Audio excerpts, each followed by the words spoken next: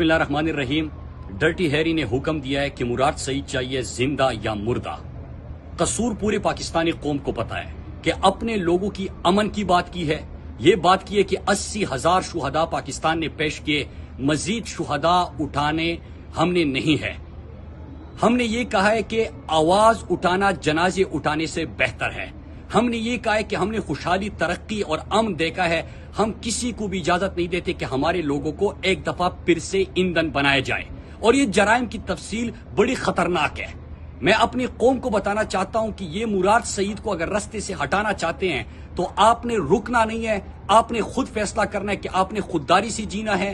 آپ نے حقیقی آزادی حاصل کرنا ہے، آپ نے اپنے لوگوں کو اور اپنے پاکستان کو کسی کی لڑائیوں میں اور کسی کے لیے ایندھن نہیں بنانا۔ اور میں ان کو پیغام دینا چاہتا ہوں جو یہ حکم دیتے ہیں کہ چاہیے زندہ یا مردہ، تو ان کو میں یہ بتانا چاہتا ہوں کہ یہ پاکستانی قوم ہے، یہ ہر گیم سمجھ چکے ہیں، ان کو پتا ہے کہ کس چیز کے پیچھے کون لوگ ہیں، اور یہ رکنے والی نہیں ہے، یہ حقیقی آزادی حاصل کر کے رہیں گے، یہ پاکستان کو غلامی سے نجات دلائیں گے، یہ پاکستان کو پرائی جنگوں میں نہیں شامل کریں گے، یہ مزید جنازے نہیں اٹھائیں گے، یہ امن، خوشحالی اور ترقی سے جئیں گے۔ یہ پاکستان ہے، یہ نیا پاکستان ہے۔